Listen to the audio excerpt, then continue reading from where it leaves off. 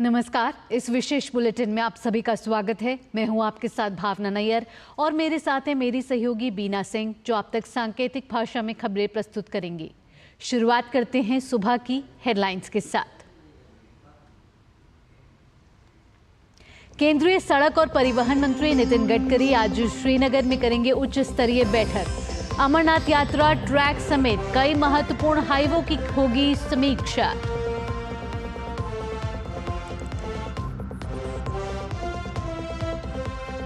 कर्नाटक में petrol diesel के दाम में बढ़ोतरी के खिलाफ आज बीजेपी का पूरे राज्य में प्रदर्शन।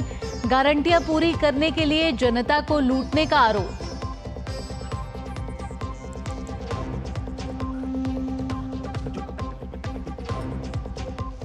भीषण गर्मी के बीच दिल्ली में पानी की किल्लत पर आज केजरीवाल सरकार को घेरेंगे बीजेपी के सांसद।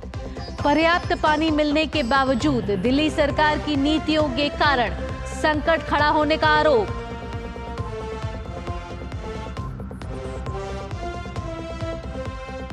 बंगाल में फिर सियासी उबाल। बीजेपी का प्रतिनिधिमंडल आज चुनाव बाद हिंसा प्रभावित इलाकों का करेगा दौरा। डायमंड हार्बर, कुलतली और संदेश खाली में पीड़ितों से होगी बातचीत।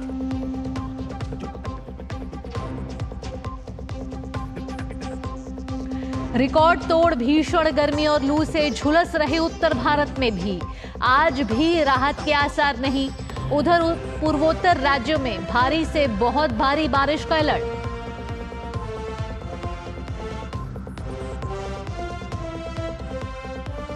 आज मनाया जा रहा है त्याग और बलिदान का पर्व ईद उल अजहा। ईदगाहों और प्रमुख मस्जिदों में अदा की जा रही है विशेष नमाज।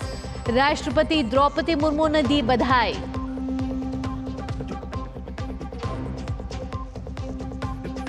और खेल की खबरों में T20 क्रिकेट विश्व कप में आज होगा सुपर 8 में आखिरी टीम का फैसला।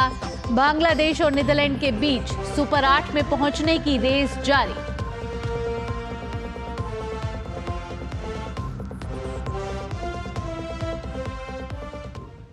आप खबरें विस्तार से। केंद्रीय सड़क परिवहन एवं राजमार्ग मंत्री नितिन गडकरी जम्मू कश्मीर में अलग अलग विकास परियोजनाओं की प्रगति की समीक्षा के लिए श्रीनगर में आज उच्च स्तरीय बैठक की अध्यक्षता करेंगे। बैठक में पवित्र गुफा मंदिर तक सुगम यात्रा सुनिश्चित करने के लिए अमरनाथ यात्रा ट्रैक और जम्मू श्रीनगर राष्ट्रीय राजमार्ग पर भी चर्चा होने वाली है। अमरनाथ यात्रा 29 जून से शुरू होगी और 52 दिन बाद 19 अगस्त को समाप्त होगी। लोकसभा चुनाव के बाद केंद्र में सड़क परिवहन और राजमार्ग मंत्रालय का कार्यभार संभालने के बाद नितिन गडकरी की राज्य में यह पहली बैठक है। बालटाल और पहलगाम दोनों आधार शिविरों से अमरनाथ यात्रा ट्रैक पर राजमार्ग का निर्माण केंद्र सरकार की प्राथमिकता सूची में है। श्रीनगर राजमार्ग के रामबन बनिहाल खंड के रखरखाव पर भी बैठक में चर्चा होगी। जम्मू कश्मीर में 1 लाख करोड़ रुपए से अधिक की विकास परियोजनाएं चल रही हैं।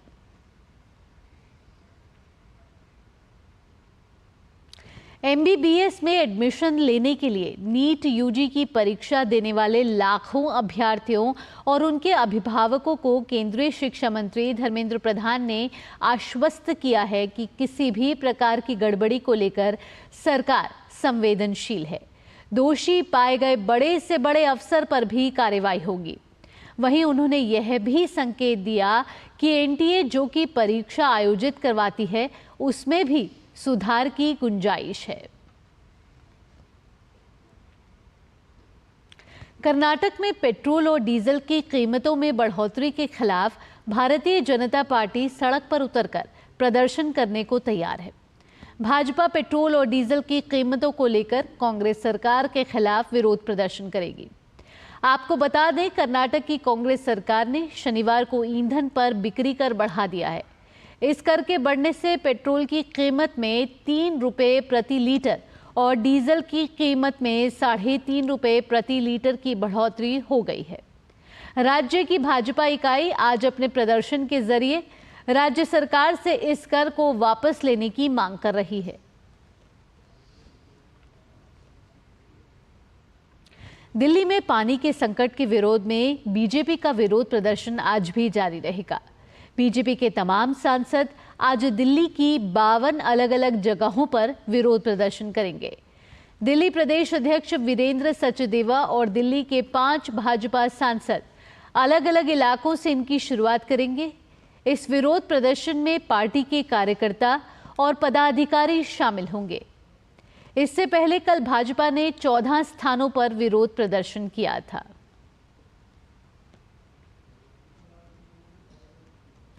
भारतीय जनता पार्टी की पश्चिम बंगाल में हो रही राजनीतिक हिंसा की घटनाओं का जायजा लेने वाला केंद्रीय प्रतिनिधि मंडल रविवार शाम कोलकाता पहुंचा। प्रतिनिधि मंडल सोमवार को डायमंड हार्बर, कुलतली और संदेश खाली का दौरा करेगा। इसके साथ ही भाजपा का प्रतिनिधि मंडल कूच बिहार का भी दौरा करने वाला है और वहां चुनाव के बाद हुई हिंसा के पीड़ितों से बातचीत करेगा। रविवार को कोलकाता पहुंचने के बाद प्रतिनिधि मंडल सबसे पहले शहर में भाजपा की ओर से चुनाव के बाद हुई हिंसा के पीड़ितों के लिए बनाए गए अस्थायी आश्रय स्थल पर पहुंचा। आपको बता दें कि ये प्रतिनिधि मंडल बाद में भाजपा अध्यक्ष जेपी नड्डा को एक रिपोर्ट सौंपेगा।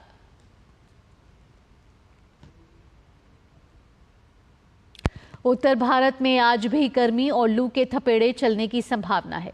मौसम विभाग के अनुसार उत्तर प्रदेश के ज्यादातर हिस्सों, उत्तराखंड, हरियाणा, चंडीगढ़, दिल्ली और पंजाब के तमाम इलाकों में गंभीर हीट वेव की स्थिति बनी रहेगी।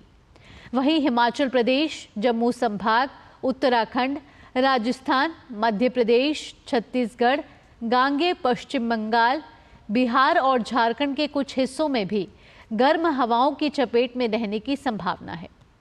मौसम विभाग ने अगले 3 दिनों तक उत्तर भारत में भीषण गर्मी की स्थिति बने रहने की आशंका के साथ पंजाब और उत्तर प्रदेश में लू का रेड अलर्ट जारी किया है।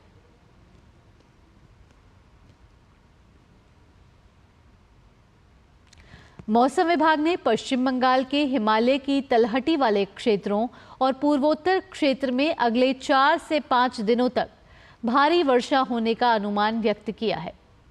20 जून तक असम, मेघालय, अरुणाचल प्रदेश और सिक्किम में कुछ स्थानों पर भारी बारिश हो सकती है। इस बीच पिछले कुछ समय से हो रही भारी बारिश के कारण गुवाहाटी में जल भराव हो गया है।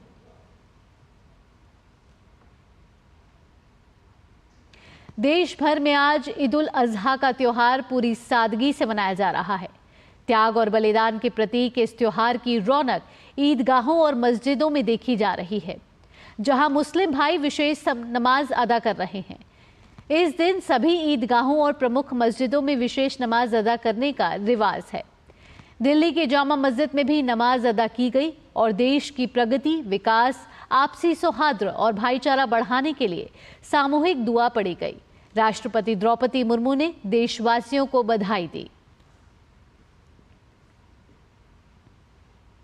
इराक में रविवार 16 जून को ईद उल अजहा का पर्व मनाया गया। इस्लाम के लोगों ने एक दूसरे को गले लगाकर ईद की बधाई दी और ईद उल अजहा की नमाज अदा की। भारत और कंबोडिया के बीच पहली डायरेक्ट फ्लाइट की सुविधा रविवार को शुरू हो गई। उड़ान का उद्घाटन कंबोडिया के उप प्रधानमंत्री नेथ सावोन और कंबोडिया में भारतीय राजदूत देवयानी खोब्रागड़े ने किया। इस कदम से पर्यटन को बढ़ावा मिलेगा, आपसी संबंधों में मजबूती आएगी। कंबोडिया में भारतीय दूतावास ने भारत की एक्ट ईस्ट नीति का हवाला देते हुए इस विकास को एक ऐतिहासिक क्षण बताया।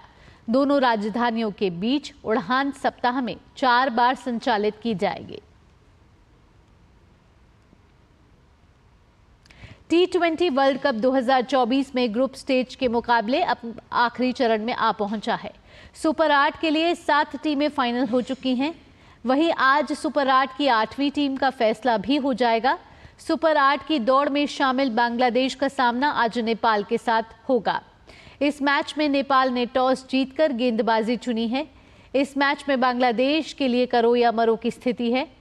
बांग्लादेश की टीम हर हाल में इस मुकाबले को जीतकर सुपर 8 में अपनी जगह पक्की करनी चाहेगी।